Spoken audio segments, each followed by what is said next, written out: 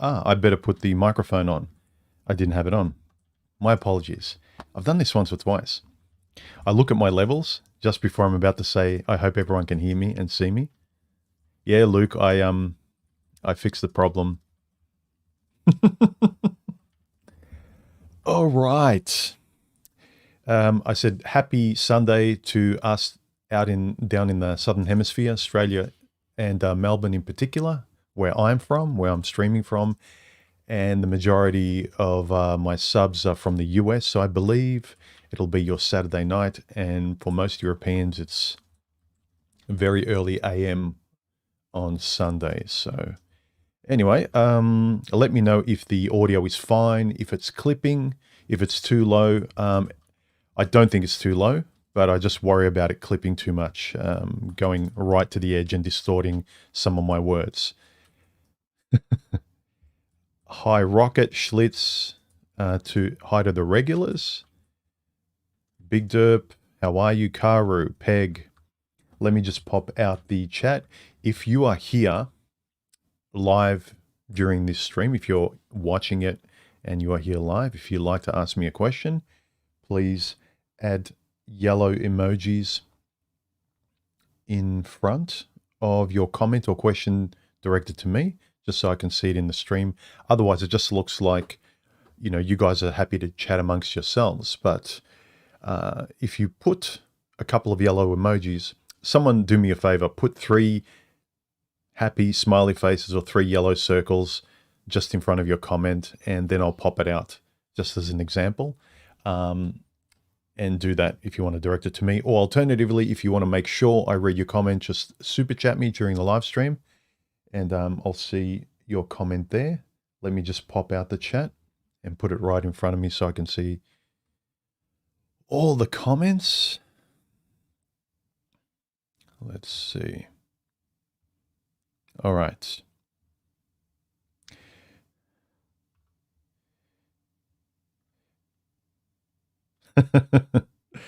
Karu's saying the S's sound great. Yeah, I was talking to Karu the other night because I hooked up my microphone on. I was fine tuning it. I didn't have the de-esser tuned well, or really at all. It was on default, and I needed to tune it for my voice and this microphone. Okay. Corey says, how was my sleep? It was fine. Okay, let's get the show on the road. I already wasted probably 10 or 15 seconds at the start because my microphone was muted. The topic of today's stream is what's good enough for you.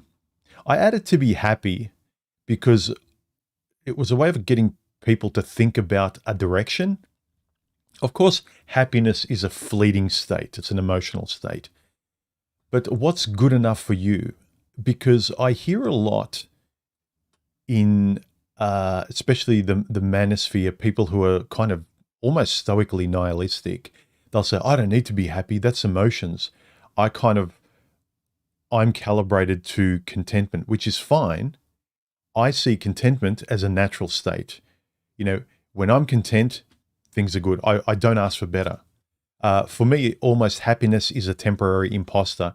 It's for me, happiness is always a consequence of living well, doing the right thing, you know, routines, things like that. You can get happy surprises, but you can't. It's very hard to organize your life predictably around those. And I think a lot of your typical socialites and extroverts just chase happy surprises all the time. New car, more kids, new partner, shopping, retail therapy, whatever you want to call it. But I wanted to generate some discussion about how do you direct yourself, not necessarily towards happiness, but how do you direct yourself to get happy consequences? Not that that's your goal. Of course, it's sensible to have your baseline as contentment, right? But if you can control how you live, how you think, your routines, things like that, so you have a content baseline that doesn't really fluctuate much, you don't have roller coaster in your life. Highs and then really low lows, and you're always chasing the high highs. You think that your baseline, or you feel rather, that your baseline should be those highs that you infrequently experience. For me, it's lowering your highs and raising your lows. So it kind of looks like a sine wave rather than kind of, what is it, an EKG of spikes, which most people go through. So you get a lot of comments. I had one recently. Where was it? Saying something like, I don't know, my term happiness sounds like a female term. Men look for contentment. Do we? Is that what men look for? What do you look for? How do you, or do you rely on what men should do? Or do you know, like, I'm constantly trying to have conversations about the human being that happens to be a male, what's good for him, given his nature, and how does he decide to act? How does he construct his life? How does he decide to think? You know, you're not perfect. Sometimes you're emotionally overwhelmed. Sometimes despite how much you Tony Robbins yourself in the mirror, it really doesn't make a difference in that moment. But how is it better to organize your life so that the predictable outcomes are most often contentment, slightly better. If you're lucky, and then again, you don't count on them, sometimes you get a spike, you get a high, you get exhilaration. You win little lottery moments here and there. But rather than being miserable and nihilistic and nothing matters in life, and then, you know, the universe rolls the dice in your favor, and then you say, oh, thank you, universe, you gave me a little bit of joy. I'd rather try and generate, you know, contentment towards happiness and sort of be mature about both. So if you've got your thoughts on this, leave comments below or put a short comment encapsulating your thoughts. Keep it, you know, one sentence long, and put 3 emojis before your comment if you're live here. And I'll try and read it out, or alternatively, put a comment with a super chat, and I'll read it out during the stream as well. Okay. Let me put all live chats up. Okay. So.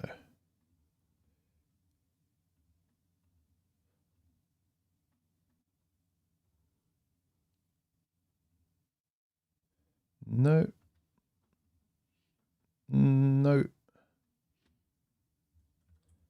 I think that's it. Yes, it is. Big Derp, this is an example. Put 3 emojis, 3 circles before your question. And yeah, I'll try and see that it's for me. So I asked yesterday, as a question preceding this stream, I said, almost everyone brags about wanting the best, wanting to be high value, whatever the F that is, in the eyes of others. You know, you think that everyone else validates you, therefore you must be right, as a way of not trusting your own judgment. Anyway, in the eyes of others. But what about appreciating good enough? And I would add for you at the end of that sentence.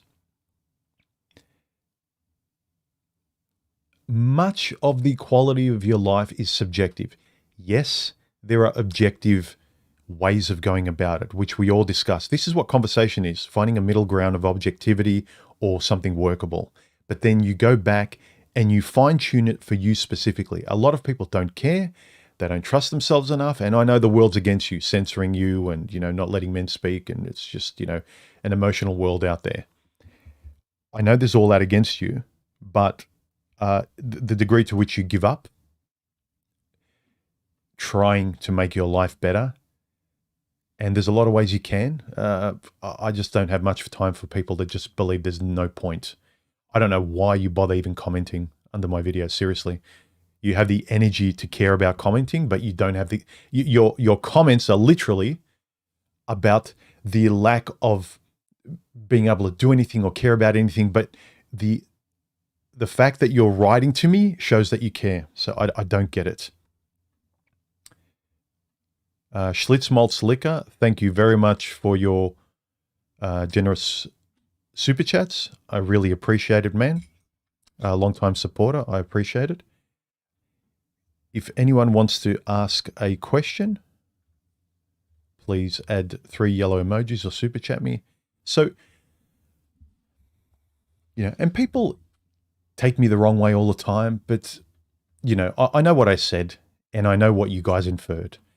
It's the same.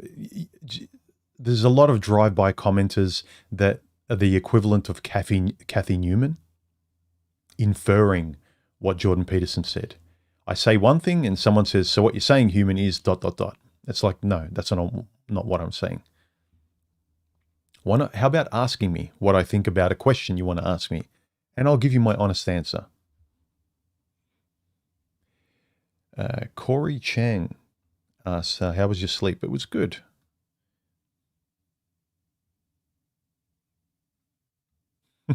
He says, I'm happy that human can really yap. Yes, I can talk a lot. Sometimes I cringe when I get on a roll.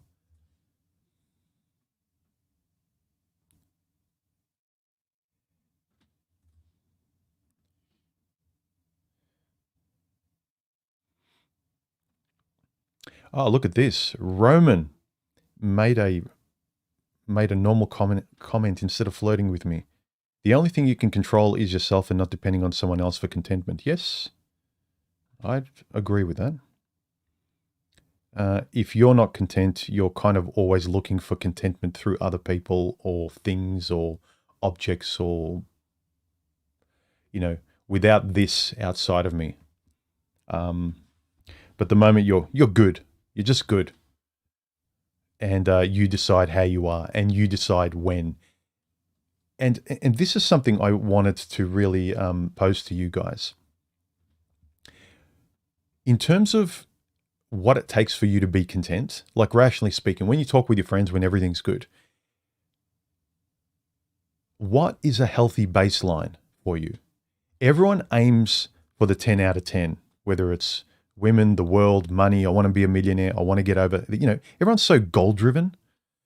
Like, until I reach that goal, I will not be happy. Or until I reach that goal, I will sleepwalk and just basically let the sand run out of the hourglass. And I will wake up when I reach that moment. You know, when this happens, if this, then, you know, and I don't want to use that cringy term, the journey, right? Not appreciating the journey, but the ability to listen and speak in real time during conversation in that present moment is just kind of lost. There's this lost art of conversation I've mentioned over and over again. Like, I talk to you, or I write something down, and as I said, someone implies something else. They read it, and then they imply something that they want to talk about in the future next, or they're triggered by something in their past, given what I've said in the moment. So they're not really paying attention to that moment of what I said or the words they're reading. So the art of present conversation that clarifies what you're talking about now is lost. And so there's no wonder people don't do it with themselves and help their own situation and adjust their own dial so they can make their life better, right? Because if it's just the herd of cats and you're clicking through memes in your head that other people have said and they sound smart and nothing's helping, then I'm sorry, I don't know, and frankly, I don't care about it helping people that keep fighting and pushing back on what I think or what I'm trying to work out. for myself, what might be good, and maybe through this conversation you can reflect as well. And I've had many conversations with guys where, they help me sharpen my ideas. Obviously, I can talk about what I've discovered, and then when I have chats like the recorded ones that I've had with some of the guys, I recommend you have a listen to them on my chat channel.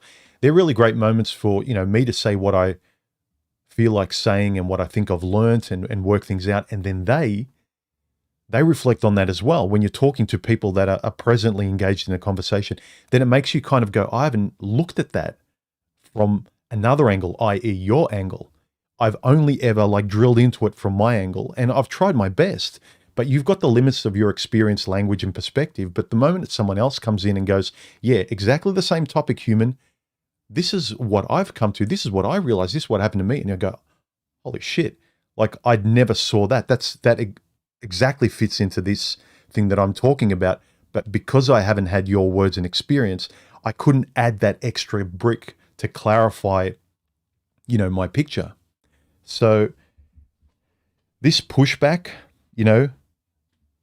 talking in a habitual way that you always talk, never wanting to kind of get better, fix your problems. The world is the way it is. Women are the way they are. Men are the way they are. Biology, yada, yada. Fine. Keep, banging that drum, kid. Keep hitting, like the video game, like keep like smashing the same punch button, the same move in the fighting game. And let's see how far you get. You just keep repeating the first stage. You'll never get past the first level.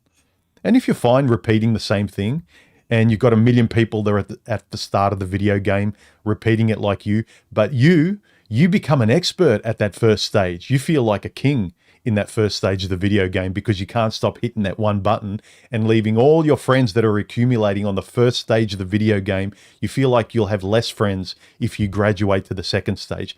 And you will, but you'll enjoy the game more, i.e. your life more, hopefully. I hope that metaphor made sense to a lot of you guys. It did to me. And I don't play video games, but I'm sure Karu would have appreciated. Yeah, this is a point. Men should learn self-love from women. Women are very good naturally at being very self-interested, and men are anything but. We are validated and only interested in ourselves and the feelings that result when we're validated by things we do. We get a pat on the back. Women love us. Society says we're great. We've done a good job. We have to be told to feel good by something we do, or women actually tell us we're good. Women have this natural hard wiring to protect themselves. Society tells them they're great, so they get even more of a boost. Today, women are Godzilla. They're just kind of like singularly huge. They don't need any more self-esteem. If anything, they need to tone it down. You even see women, even before modernity, right? Even in old times, when women had it harder than they do today, in terms of rights and things, right? And sort of they had to rely on men, even if they had no choice. Even back then, a woman would often kind of say on a date she liked a guy. She would kind of push him back if things were moving too fast, even if she was unsure. But think about guys. They get in a situation with a chick. Red flags are popping up everywhere. They feel uncomfortable. She's dominating the situation and they can never say no. Whether it's when she decides to take you to the bedroom, when she's saying stuff and you just say yes because you don't want it to go away. Women just have a hard wiring to protect themselves and think better for themselves.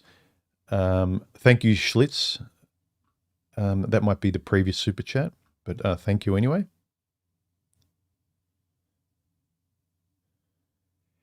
Big Ol says, I've seen some tough times, human. They've recalibrated my sense of what makes me happy. Having fresh air, good sleep, and something to work towards every day is all I need. Yes. Again, contentment and happiness is a welcome, bonus. I wouldn't calibrate myself towards happiness. But I wanted to ask people in that poll, which was this poll here, what are your standards for happiness? Let me just check the poll now in real time because it may have changed. Okay, the poll, ridiculously high, is at 8%. Actually, I'll quickly do a screen grab of this is real time for you.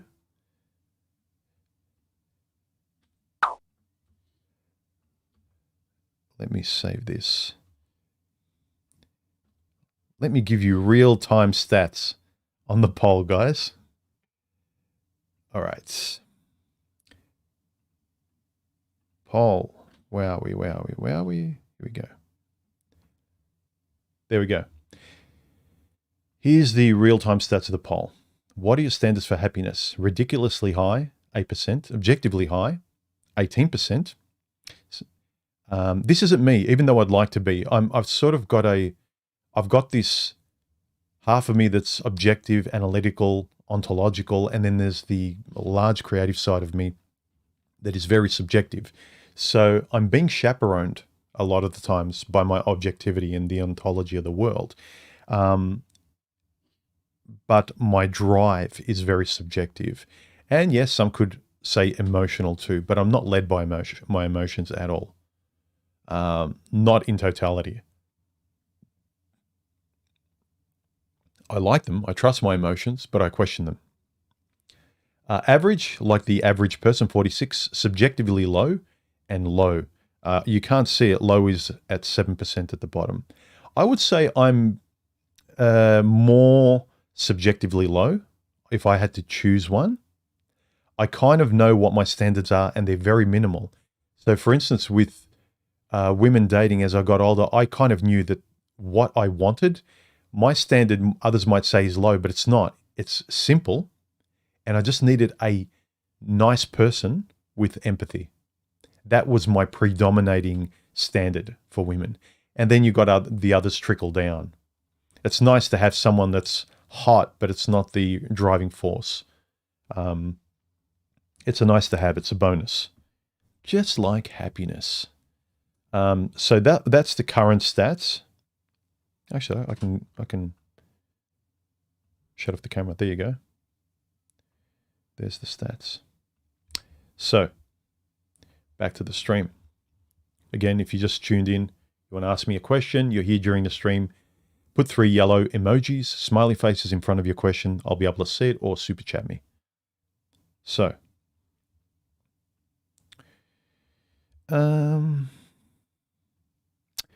here's an interesting and valid point. I think happiness should come from your pursuits.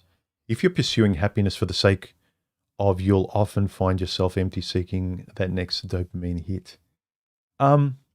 Yes. And what are you pursuing, whether it's people or things? What realistically will you get out of it? Does it click with who you are? Because there's a lot of guys now being taught to be men by the standards of people with different personalities, different drives, different callings. And they think, well, look at them. I have no clue. They look like they've got everything worked out. So, whereas you're almost like learning a new job. You are getting out of your comfort zone, but you could find yourself manufacturing your personality because you're being taught by and conditioned by an environment and people and a life coach that has, like, all of their values are nothing like yours. Why make $1 million if what you want $1 million for is playing video games and doing nothing? Like, I know Elon Musk is a nerd, but I'm sure he's not driven so he could do all this and make $1 million so he could play video games. He's a nerd because he's driven in a certain area that generates money, i.e. that generates happiness. So what is your happiness? Is it money? Is it, what is your drive? And whatever you're driven towards, what's your direction? What's your baseline? What's your contentment? What do you want to be your habitual state? What do you want as a very realistic baseline? And I think that most times we can reorganize our lives and our attitude to kind of predictably get that very simplistic baseline rather than spikes of high that a lot of people want. You're not going to get an Instagrammable life every day. It's ridiculous. People think they can, and people post that they do online, but they don't.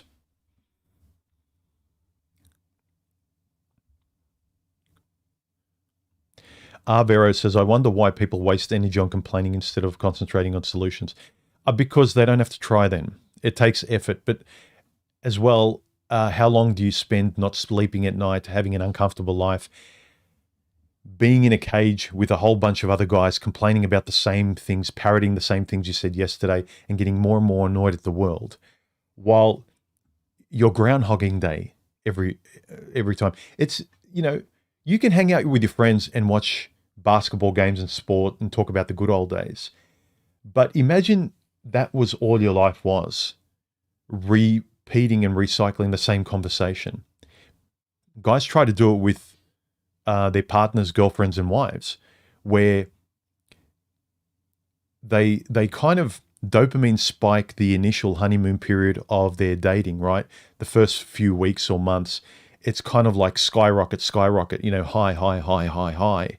And they can't keep that going, and the rocket comes down, they've got nothing else, and then they think that relationships need to stay there, conversations need to stay there.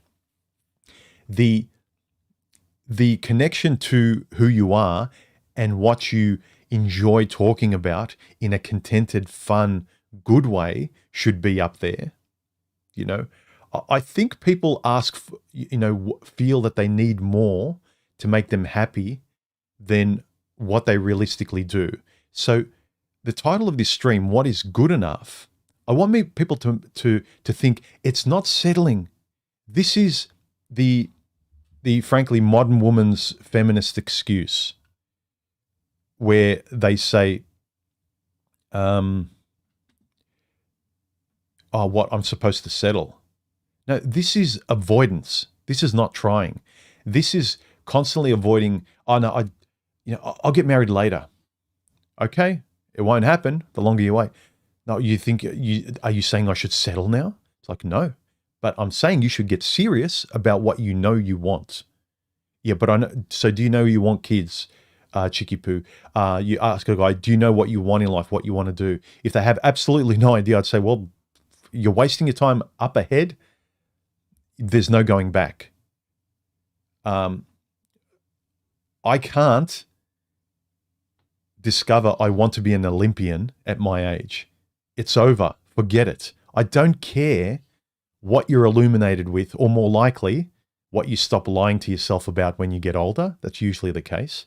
If there's something really innately, like there's an innate part of you that was always open to, you knew you wanted it sometime, but you just delayed it because you just wanted to stay at the party longer and longer and longer, fine. But there's consequences to staying longer and longer and longer. There is consequences from having 2 drinks, 5 drinks, 5 bottles. There is the hangover. You cannot avoid the hangover. It affects other people less than others. There's luck involved, sure. But planning your life, limiting yourself. I was talking to the missus the other day about the simple concept of deferring gratification. That can often, you can put that across almost anything in your life. Sensibly deferring a gratification, or knowing how much is enough, or knowing what's good enough. What is a sensible limit to anything? You can eat a donut. You don't need to, it's good to have this much, but going over that will ruin your life. It's not that one is great or one is good, but 10 is going to be like an orgasm. It's that it will actually go the other way. It will ruin your life. They've shown it in psychological studies and philosophical studies. If you are freezing in the cold, you're naked, you're walking around naked in a forest at night, shivering in the snow, and you come across a cabin, you only need them to open up the door for a minimal amount of baseline warmth, and that's all you need. But you don't need the heat to be turned up 10 times. This is the misnomer we have about wealth, like how much is enough? How much happiness? What is happy for you? No, this is a reprieve. I'm not complaining now, but I want to be ecstatic. Well, you can't. So I'm just opening up a conversation for people to talk realistically about it. Whenever I try to shine the light on constructing my own, whenever I try and shine the light on people trying to, offering for people to shine a light on their own moral philosophy and creating their own ethics on this channel, as the Joker said, people lose their freaking minds. What was a comment recently? There was one stupid comment recently that I read. An avoidant one. A Kathy Newman comment.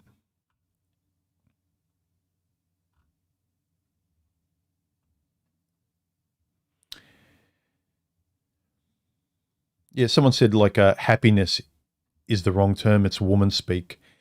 I know when I'm happy, but I'm not aiming for happiness. I'm aiming for stability, consistency, and like contentment. I am. But I think a lot of guys say, I don't need anything, I just aim for contentment. It's a way for many guys to absolve themselves for trying harder or bettering themselves or maturing or growing. I'm not saying to settle, but it's an avoidance of trying. Because think about this.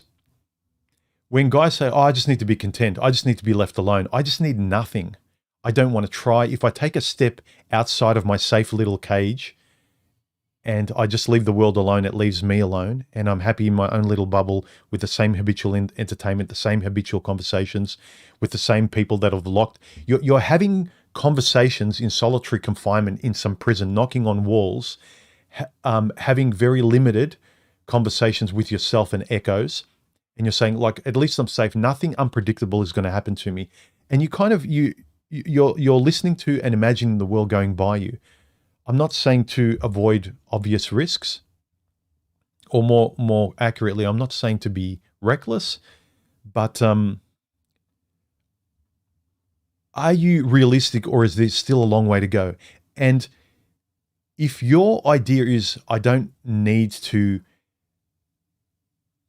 make my life better, fine-tune and progress, grow, if I just need to stand still, and why should I move?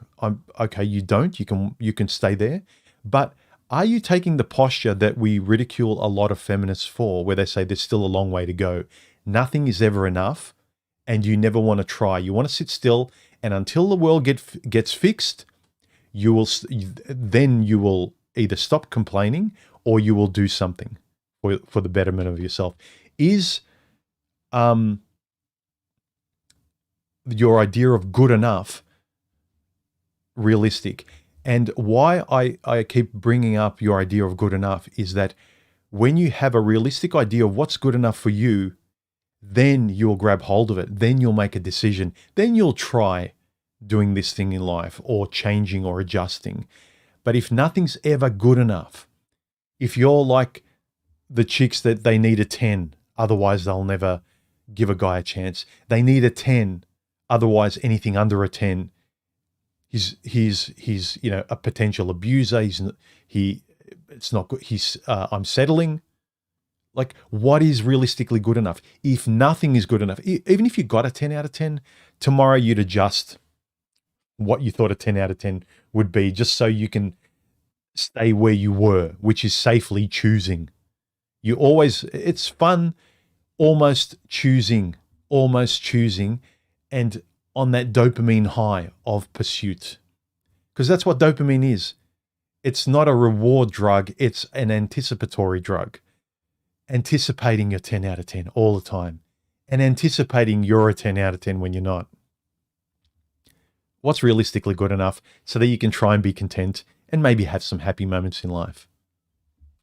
I welcome your comments, guys. I know there's going to be a lot of people who are stoically nihilistic and are very clever at negating me. But frankly, while I will not say you're wrong, you can do whatever you want, and your rationally intelligent, academic, and even personal rebuttal of what I think is fine. You can go about it. But for me, I don't care. I frankly don't care, because I have had too many positive examples of thinking this way in the last decade and a half, especially. Just improved quality of life because of my attitude, balancing the ontology of the world compared with my own subjective and empirical experience and what I choose to do. and, you know, realizing how much of an extrovert versus introversion I am and need, what fits in my life, how much social interaction I need, and what quality of it I need. So with certain people, I need zero. I don't care. I'd rather not be there. With people I care about, family members, I give more. With people that are, you know, very in line with my values and interests and the way I speak, and they're compatible with me, then I could spend all day with them. I could share a home with them, you know. So being aware of that subjectivity does not negate a lot of what the academic guys talk about in the manosphere. But some of them don't want to have that bridging conversation. And unfortunately, those guys that are, and I was one of them many years ago, trying to solve the emotional subjective problems you have with women in the world with very cold, analytical, objective, ontological solutions of biology and science and data. You need to form a bridge and dance between the two, but the personal, the subjective must integrate and dance with it. Otherwise, you're not solving your personal life. At the best, a lot of these guys, they will pick an objective hot woman who washes the dishes that they keep breaking up with because she's boring or there's nothing to talk about. Of course, there's nothing to talk about because there's no personal. The being able to be with them alone at home and talking and enjoying their company is completely subjective and based on your particular values, right? That's the hard bit. That's what compatibility is. Trying to do the easy thing, which is still hard, the easy thing of hot biology, male nature, female nature, blah, blah, blah. You can do that till the cows come home. And a lot of people are. The initial dating process, the swiping right on Tinder, keeping your freedom, having fun with people, fine. It's fine, right? You can keep it going as a Groundhog Day initially as dopamine hits at the start, and you keep repeating it, telling yourself that it feels good. You're doing it biologically, statistically, and logically. And so it's just a matter of time before one of the slots fall into place and this person's permanent. No, because it's never personal. It's never personal because you refuse to look at a lot of this subjective stuff. You can watch as many YouTube videos looking at the 3 steps and science says this and this nutrition means this, and like a lot of that stuff helps. The stuff that you cannot have a conversation and make decisions about, like the kind of nutrition you have, you can't have a conversation with your body and say, look, I want to eat a lot more sugar. Can you let me? Let's have a conversation about this. Your body doesn't care. There's that stuff that you need to be very realistic about. But your subjective reality with how you converse with and what you make a decision about, the choices you can make internally, where it's very much about your choices and how you structure your life, your empirical life. That's where the vast improvement, that's where you feel more and more control.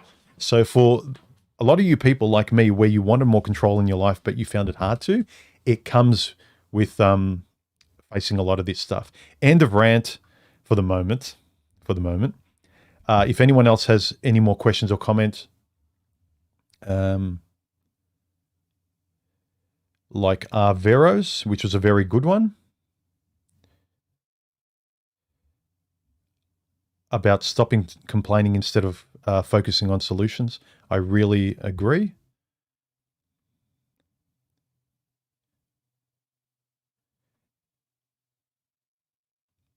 Corey says, what did you say happiness is to you, human? I said, happiness is a consequence of living well, doing the right thing. That's what I've always sort of, if I need to kind of boil down my philosophical and ethical stance on happiness, I never aim for happiness. Happiness is a result. It's always a result, a welcome result, not an accidental one, a predictable, welcome result. It's happiness is stochastic.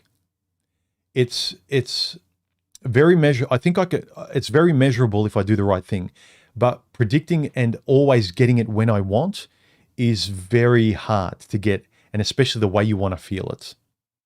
So happiness to me is the predictable result of living the right way or doing the right thing by you.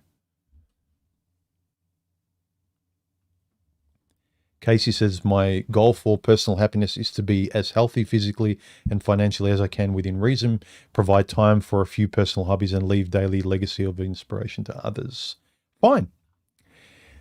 If you're truly content, man, I'm happy for anyone. It's the spurgs that kind of fight me for some sort of scientific black and white right versus wrong. It's like, I'll tell you what my right is. You know, there is objective right and wrong. Okay. True and false. Right. But the quality of your personal life, these kind of decisions, what gets me up in the morning, what inspires me, what drives me, huh? Where's your science, buddy? Come on.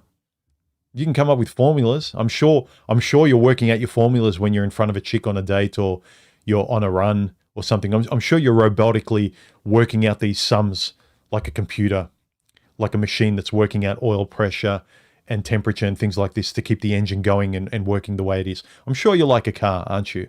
Or are you unconscious and the emotions just come as a consequence of a lot of accidental stuff, but particularly if you directed yourself in a certain way and you had habits and you insisted upon certain things, and like me, you insist on talking to yourself, believing in certain things and seeing the results of speaking and acting like this, and I'm habitually getting really content, consistent, good results. My life is consistently good, and sometimes I get really happy moments. But yeah, my baseline is like a nice sine wave. Not like a EKG high-low roller coaster. Yes, rocket scientist said, contentment is that moment you sit down and you realize everything is okay.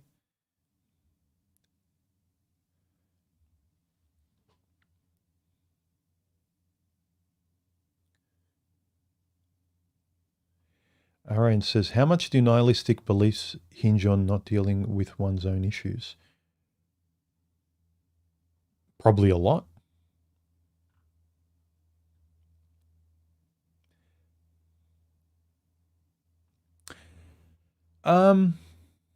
What do you think of the sudden rise in youth men hitting the gym? Is this cope? If you want to generally describe it, everything you do that's trying to, like, it's a good step. Like, coping is a good step. I'd say it's in general a good positive step. Everything in life is a cope if you want to look at it that way. But health is objective. It's good, as in the Matrix. The mind cannot survive without the body, and vice versa. So it's everything points to it being a good strategy. I would not negate that, going to the gym, but you'd need to kind of have a conversation with these guys. And because I've had a conversation with guys who go to the gym who are very intelligent, they're switched on and they know exactly why. And it's a very mature, self-reflective, that they know why. I've mentioned this a lot of times. How many of you ask why? Why do you love something? Why do you hate something? Why are you doing this? Why do you keep getting negative results? If you're getting good results, if you're content in your life, why are you getting content? And then answering that without any fear, it's because you want to continue and maintain that contentment. These conversations are interesting to me. A lot of people find them boring, but I find everyday life the most interesting, in case you haven't noticed.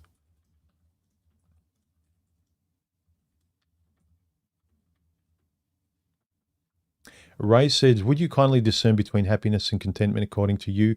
It differs according to who you ask. Didn't get your videos prior here. I think I might have answered this just prior to you, or just after you asking it, Ray. Yeah, but contentment is my baseline, and happiness is a welcome consequence of aligning myself to being content and doing what is right and good. I don't aim for happiness. I don't aim to feel like I've won the lottery every day. I don't. I do whatever I can every day to remind myself to maintain the contentment. And I even kind of will myself to want to be happy and have happy moments, to remind myself that things are good. You know, telling someone how you cared, going for that run, watching that movie, like just making those choices that are good for you. It's almost like creating, like injecting goodwill in terms of not fake happiness, but reminding yourself by injecting a synthetic form of happiness to possibly maintain the contentment. Or maybe like the more you do that, like spontaneous happiness happens. Like, but again, happiness you shouldn't focus on. It's fleeting. It's in the moment. It's a skyrocket. It's a roller coaster. Because contentment to me isn't stochastic. It's predictable, and there's habits and routines you can do to maintain it, both mentally and physically. But that's up to you to fine tune that via your own moral philosophy and ethics.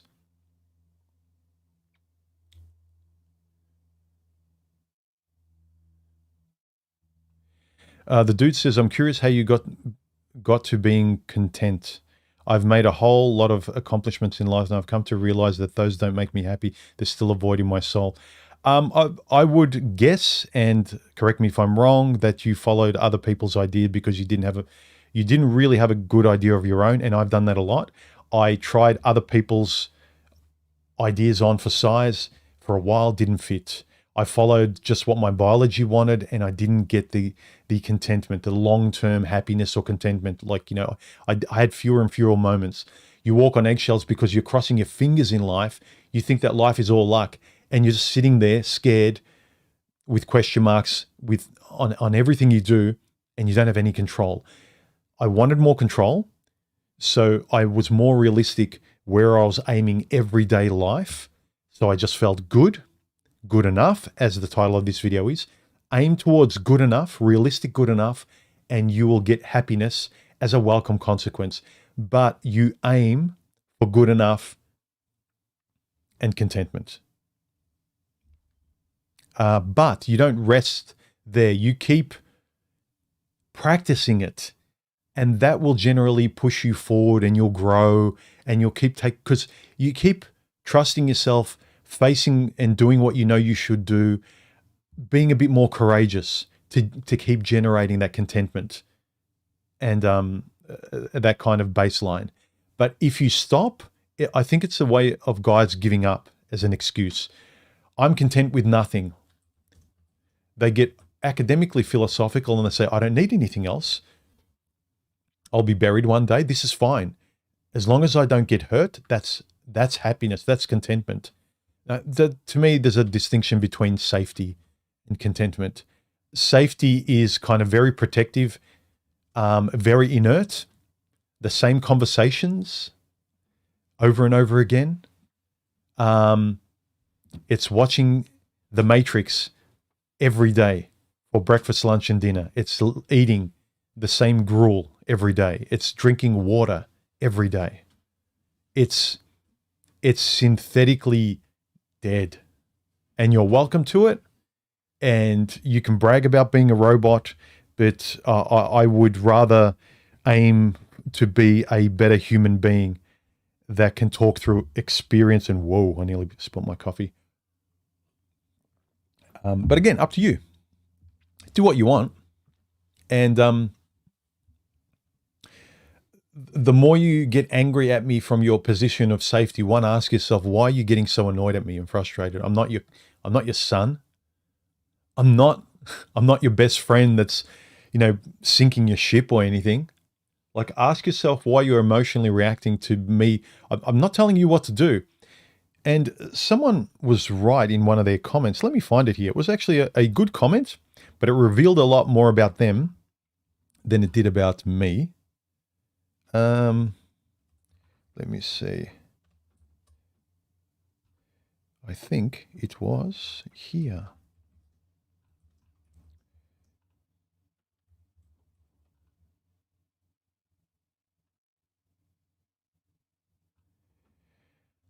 What were they saying? They were saying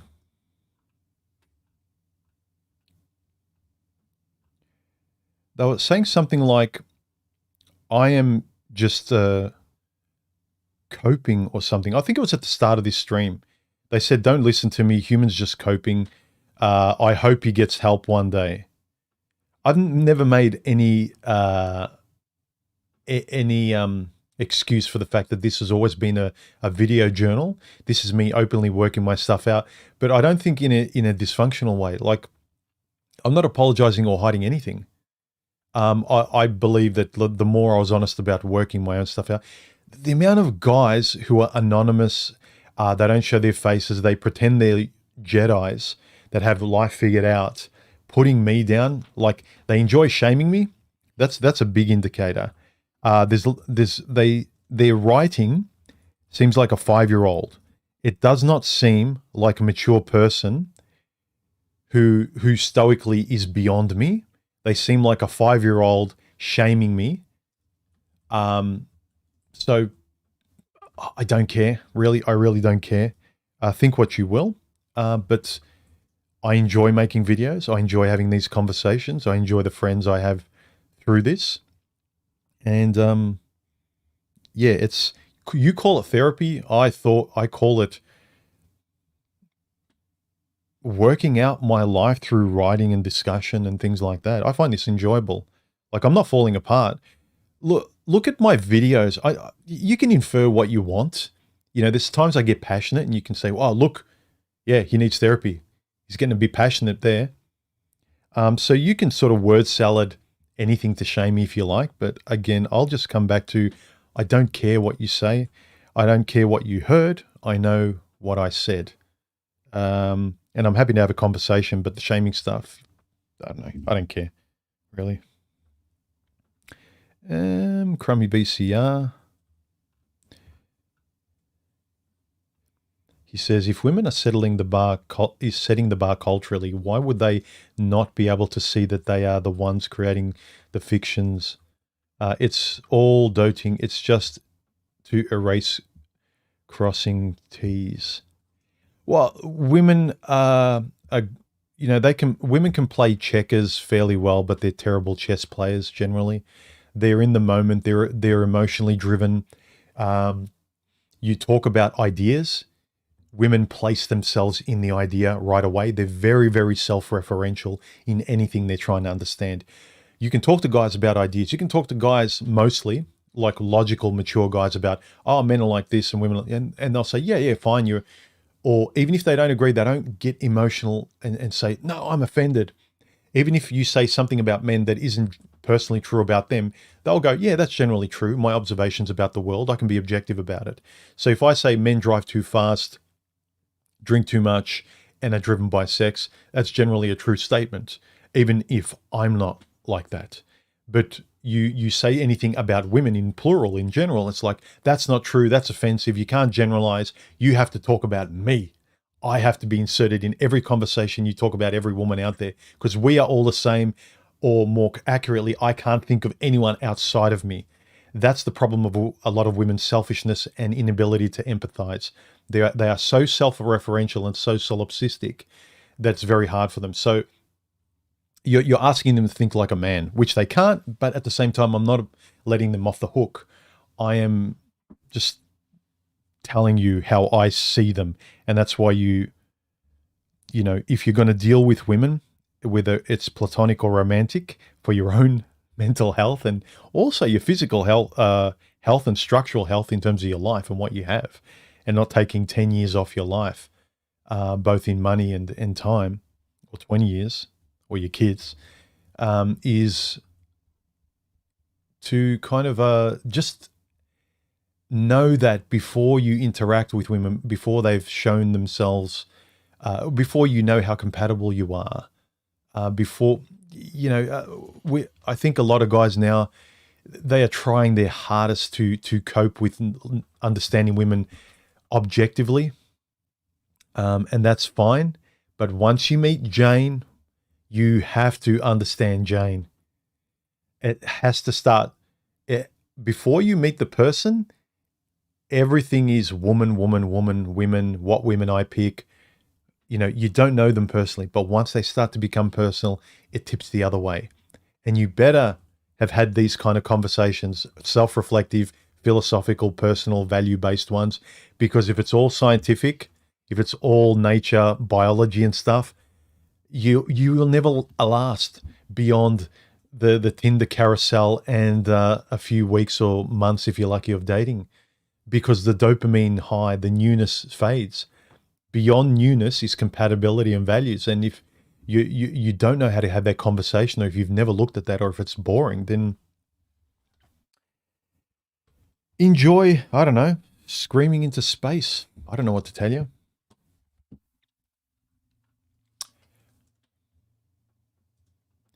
What advice would you give on being content? The title of this video, pretty much. What's good enough for you to be happy?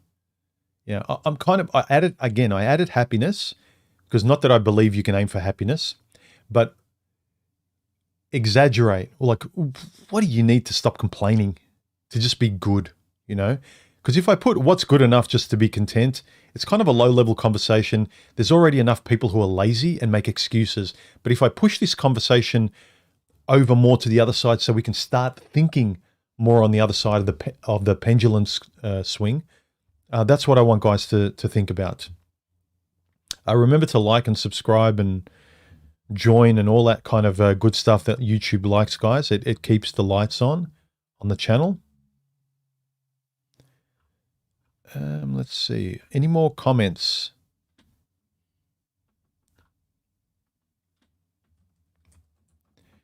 Crummy VCR says, funny because Tinder isn't dating, it's hookups. It's funny that you ask all the women who are on Tinder and they pretend to go, no, this is dating. I'm not on here to hook up. It's like, then why are you on here? This place is a reality TV show of train wreck, hookups, and people using each other just for sex. Stop trying to find the unicorn in a pile of shit. It's funny. You ask any guys, like, yeah, it's for hookups. Or if you ask the women who are on there honestly that they don't want anything serious, they want casual, they want fun. But every other woman, they know. When you swipe left and right, you see the photos, you see the couple of words where just people are on there for looks and fun. Don't pretend this is a Tolstoy novel when you're really flicking through Instagram. Okay, President-elect Pressure 609. Thank you for the super chat. He says, for coffee or ice cream. Thank you very much. Schlitzmalt Slicker, thank you again for the super chat, man. I'm taking it you're enjoying this type of conversation I'm having today.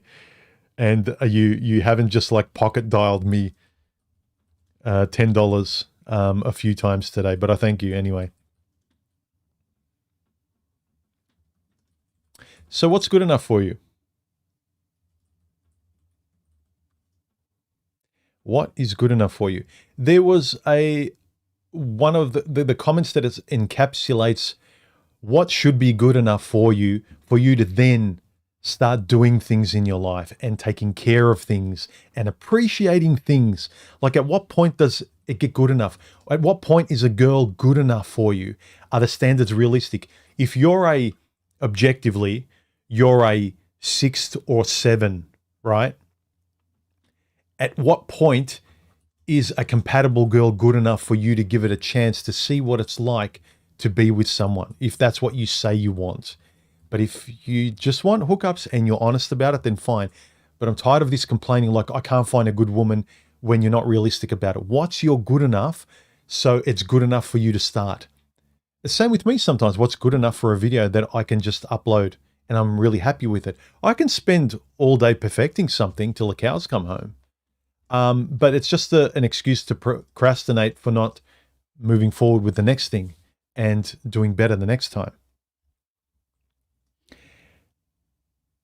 Luke left a good comment encapsulating my thoughts on this. This was really good. He said, it's very difficult to be happy by operating by society standards, as the goalposts for that seem to keep moving.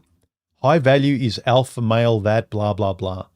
Acceptance and admiration for those who also seek it from, those we also seek it from, will be a distracting / reoccurring thought.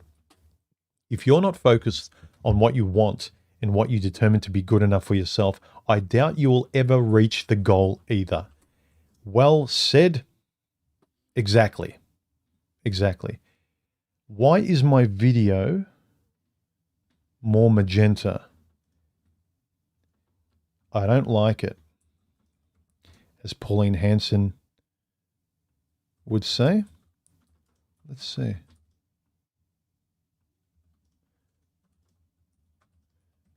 Let's see. That's better. I just noticed my skin tone was a bit too magenta. Anyway, that's better. So any final questions? We've been going for how long so far? Or rather, I've been blabbing for an hour. This is a good point to wrap it up. Last questions, guys.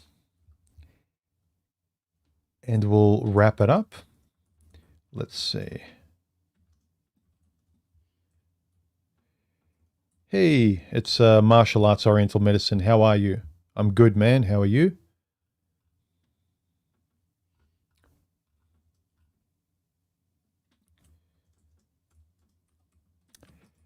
Sean says, as a man in his 60s, simply rising at 5:30 every day morning gives me 5:30 every morning gives me the edge to deal with whatever the world, I'd say, throws at me. Yeah, having really good routines, especially the morning. There's a cliche, but it's true. Win the morning, you win the day. Like have a good way to start. Whether it's like I'm going to drink my coffee and read the news, or I'm going to write something down. I'm going to, but not just kind of entertaining yourself, scrolling and stuff. I would actually do some sort of conscious work that's enjoyable or constructive, or you go for a walk or anything, physical or mental. Have a constructive habit. And I found that if you include something enjoyable with it, so if you go for a walk, you say that when you go for a walk, that's when you listen to your favorite podcasts or YouTube videos. So you only listen to those, or you're looking forward to, you save them up and you're going to enjoy them while you go for a walk. So you make the walk easier by including an enjoyable thing. So you read the newspaper because you're going to have coffee, or during breakfast, you're going to write this stuff down. So you combine one thing on its own that might be bland, or, you tend to maybe resist it, add something to make it easier. So that's a tip that works for me.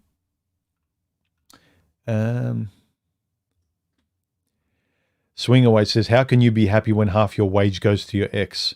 I feel for you. It's you need to, the only way is through, if you can't change it, then you have to mentally deal with it and do your best not to have that happen again. And if that means avoiding women, or you have to be realistic about your situation, but also realistic how you can improve your situation as well. I'm not saying that it's easy for everybody though. Okay, any last comments or questions for me?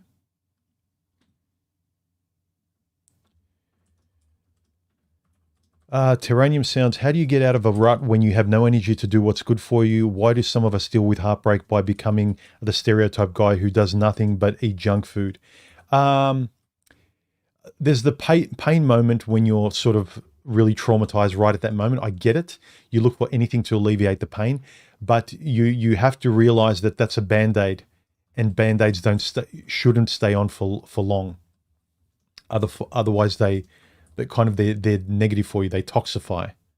Like you have the Band-Aid on for long enough and it starts to infect the area. You have to rip it off. You have to take it off. So temporary solutions sometimes are necessary. Like a lot of guys who get angry after injustice, when their wife does something, the laws do something, unfairness happens. That's justifiable and logical to vent, to get angry and to let off some steam and to sort of legitimately like cry out, this is me, it's not fair, and make some noise and really kind of liberate yourself with that moment and do and feel and express yourself whatever way you can. But again, like happiness, you can't stay on that emotional high longer than it's functionally like practical, right? Staying on like a narcotic high of happiness is just as impractical staying on a hateful high. Just look at a lot of the feminists and manosphere. It's acid. It wrecks your life. It gives you energy. And I would say a lot of people just get angry to get brave. You're vulnerable. You got kicked to the ground, and you don't want to be fearful. So the easy thing to not be fearful is counteract fear with being angry. So then you can kind of fake bravery by being angry, by pushing back on it with anger. But at some point it doesn't work. It's kind of a clown.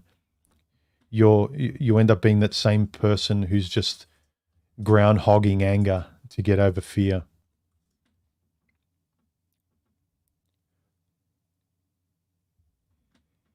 Yeah, sure. Martial arts. Email me if you like. If you want to ask me something or get something off your chest that's longer. Thanks for the super chat, by the way. I really appreciate it.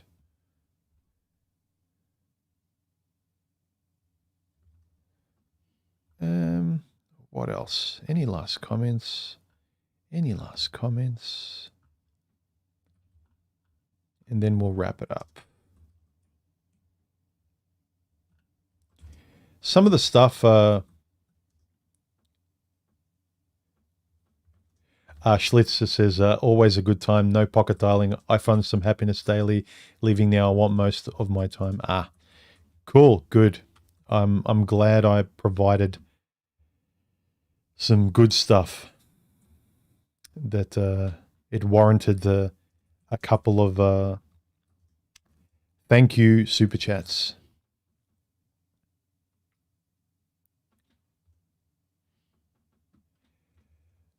Sitting in front of an open fire on cold winter nights is contentment for me. Yeah. So much of everyday simplicity. People monkey branch so far up ahead all the time, running after perfection. Running after that 10 out of 10 in partners, running after that 10 out of 10 in life, and never being happy until they reach it. It's just... The years are disappearing, guys and girls, and you not settling and things never being good enough. And as I said here, still a long way to go. Still a long way to go. If that's your mantra, to keep you chasing the carrot of never good enough, I'm after perfect, I'm never settling, I'm never settling. Really, are you honestly settling? Or are you fearful of settling? Or are you honestly just enjoying the party and you don't want to choose? Are you just too lazy to trust your own judgment or know what your judgment is to choose something? Because if you don't know what your values are, of course, nothing's good enough because you don't know what your answers are to be able to choose something where you trust the decision being made. So if you don't care about knowing who you are and what your choices are and what your values are, of course, it's not good enough because you want to get struck by lightning and be handed the Bible of what's written for you perfectly. But you're not subjectively interested yourself. I don't know. Good luck. Not my life. Waste it as much. Look, your life is yours to waste as much as you want, learning as much as you want, repeating the same kind of things over and over again because you stubbornly just won't face your little fears and take your little risks that will move you forward. You'd rather be comfortable in repeating recoverable little 5-year-old frustrations. Keep doing it. I don't know. But anyway, I'll shut up.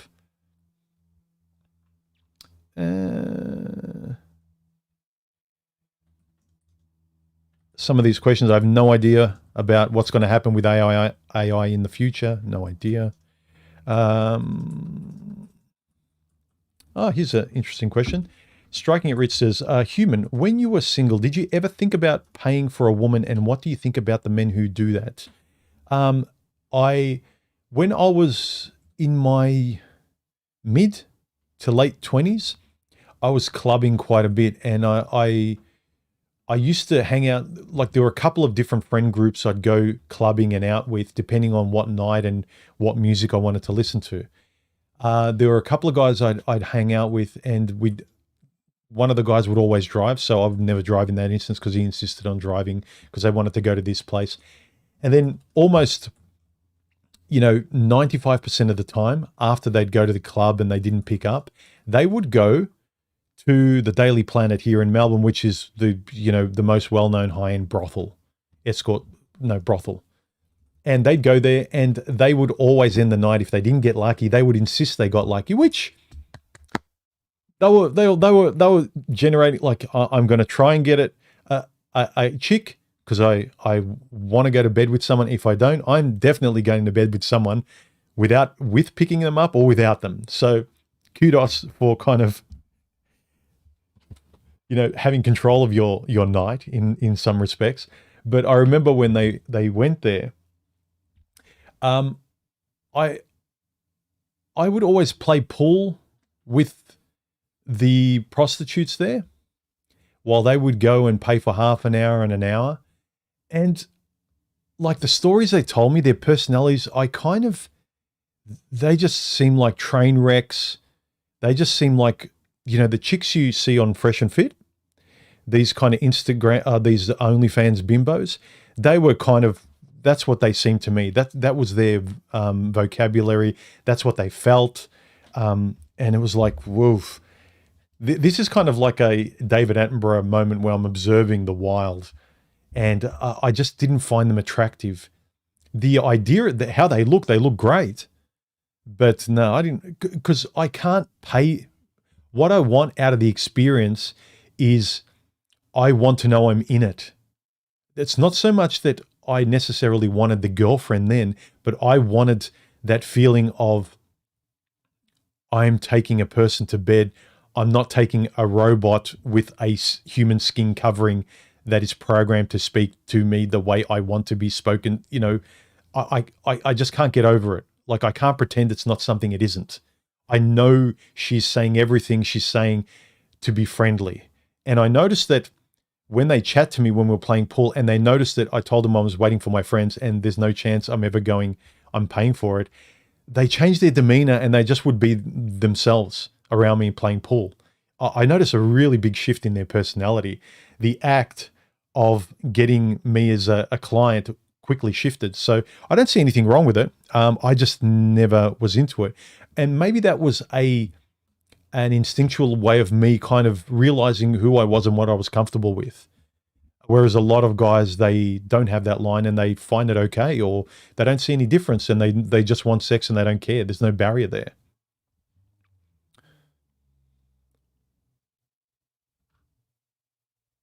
Any last comments, and we'll wrap it up, as I've been saying for the last 15 to 20 minutes.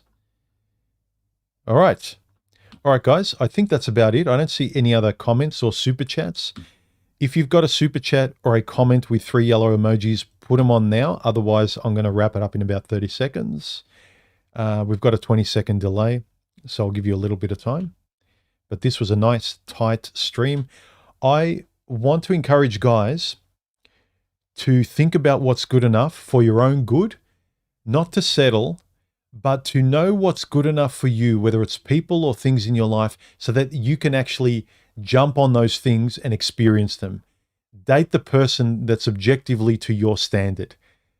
Having 10 out of 10 standards are great to aim for, but know what's good enough. If you expect her to be perfect, if you expect a chick on the date when you meet her to be like you struck lightning and she knows you immediately, even before you've talked and gotten to know each other, she can read your mind. She knows exactly what you mean by X, Y, and Z. She's so familiar with you. It's like magic. It's like a romantic movie. It's like, come on, be realistic. Realism is good enough. And then on top of that, you can build compatibility and contentment and then happy moments. And then you can, you create the routine of trust over time that's maintained so you can get predictable happiness as a result. So let me know your thoughts in the comments. Good enough is a healthy thing, but settling is definitely not. If you listen to what I'm saying and not just what you're reflexing to as an excuse, I do not mean settling for something, just like settling for a woman just to have her. Knowing who you are, what your good enough standards, what the baseline of, okay, now I will go on a date because everything makes sense and I know why I like this person. I know why I like this job. That's the kind of thing I'm talking about. So anyway, any more comments? Big Ol says a prostitute. I have to read this. Why isn't this coming up live on my stream? It should be. Why isn't it? That's weird. Let's see. Top chat. I have to keep refreshing. See? Here, if I'm actually looking here on screen, I'm looking at what you're looking at on screen. I'm seeing real-time sort of comments. On the pop-out, it's delayed by a lot. So I'm reading this and I'm not seeing a lot of these comments. So if any of you tech guys know with YouTube stream, is it better to have it on top chat or live chat?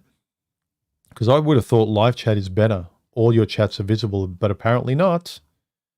Anyway, let's wrap it up. Striking at Rich says, Human, will there ever be another golden age of Red Pill or MGTOW, or are you one of the last Mohicans? No, there's Stardust as well. Look, I think the way guys were allowed that, it was the environment, it was YouTube, it was the degree of censorship, it was the world, it was a lot of stuff. Everyone reacts differently today, and the rules are different, and everyone's grows differently. Like, yeah, there's a lot of factors. It's a hard question to answer, but the one beautiful thing about MGTOW back in the day was that there was a very mature understanding that it was about men going their own way, and we could all objectively have a live and let live attitude. And even if we completely agree with the guy who's making content in our sphere, it was like, even in the most extreme case, it was almost like different religions learning to be respectful of each other and revolve around the campfire of MGTOW as a way of conversing and cross-pollinating ideas. So that's gone. No one cross-pollinates. Everyone loves gotcha videos. Everyone's trying to debate and prove everyone wrong. Like, you're wrong, therefore I'm going to prove you wrong. The most popular channels are the podcast channels where everyone's trying to get everyone else and embarrass and shame them. There is no mature conversation going on in that environment, very little. So if that's the popularity today, you can actually see. So just look at the most popular manosphere channels, look at what they talk about, how they talk about it, how they want to be right, how they want to make fun of who they think is wrong. And then you'll see why there's a lack of mature philosophical or ethical discussion. My channel, people like me aren't popular, or you can't find very many of them. Also, because they're not popular, you find it hard to find them because they're not going to be sort of fed to you, because they don't they're not great for ads. You know, someone who's more grounded, doesn't buy a lot, doesn't need a lot, doesn't need retail therapy as much, doesn't need to buy pheromone soap as much. So it makes sense, but yeah, I sort of nostalgically I look back on MGTOW and I'm still in contact, and I'm grateful for, because through that I got to where I am and I made the friends and I progressed and worked out parts of my life because of that moment. So I'm sort of grateful. I don't regret being part of that for a short amount of time before it kind of warped into something else. But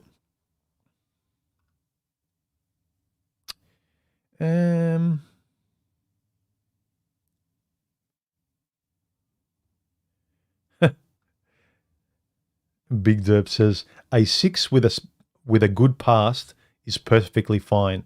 A 6 who just fell off the carousel, no.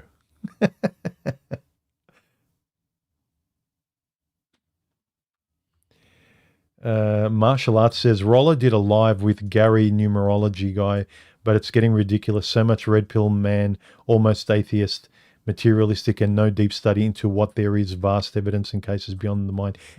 Yeah, well, I think I was speaking to Caro about it. We've talked about this. You get popular, you get a shtick going, and I can understand the business mode.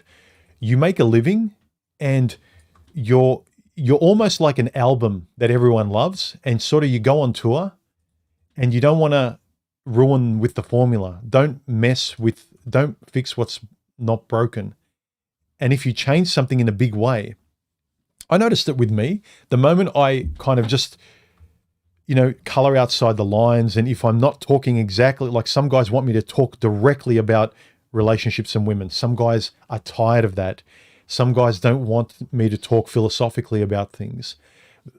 Some guys don't want me to talk practically. If I make a more aesthetic video, just for fun, and it's more personal, yet I'm still talking about my thoughts. I've got the bug today. If I can encapsulate my video, again, it's a video journal, but I want to think better, and I'm trying to offer the same. It's about thinking better as a guy, whichever way you do it. But I think those guys, like Rollo, seems like a intelligent guy, but I think he's handcuffed himself to like a golden ticket where there's the business side. He's written books and he knows a lot about it. And who am I to say I don't know anything about the guy? Maybe he's perfectly happy. But again, it's like you don't have to watch him if you don't want to. He's not holding anyone hostage. So, yeah. And look, I'm sure there's some people that that have gone off my channel because I've gone in a direction they don't like, or they preferred me to stay in the loop of conversation that they like looping. So again, the best thing to do is do what you want, find the nutrition where it's good for you, and go in that direction. A lot of guys don't want to leave their group of friends in the manosphere, and they don't want to sort of color outside those lines and maybe go on a date and try something that they think they found a solution on. Like, I'm past this. I actually think that, maybe going on a date with Mary would be a good, like, she kind of stands out and it makes sense logically, and there's no red flags about her. But then what will dudes say in the manosphere? So yeah, confront your fears as well. There's just a lot, but the more you self-reflect on a lot of this stuff and just do the thing to be right, I've found in my experience, my life has improved, but you don't have to do that. You can find your own solutions in your own way. Anyway, let me be a parrot and say, let's wrap it up again, because I don't think there's any more comments. Have a good Sunday for those of you in the Southern Hemisphere or in Europe. Also, for you guys who are in America, have a good Sunday tomorrow. I think that New Zealand and Antarctica are the only two regions that are ahead. I'm not sure, really. Anyway, I'm blabbing now. Have a good weekend, guys. Thanks for showing up. Remember, like, subscribe, join, comment. Almost finished the next video. It'll drop this week. I'm 95% done doing the final touches. The next video is about when she says, what are we? Where is this relationship going? It used to be said that, but now chicks will generally say, what are we? And the video is about that. So look for that to drop this week, and I'll see you in the next stream as well. Have a good one. Goodbye.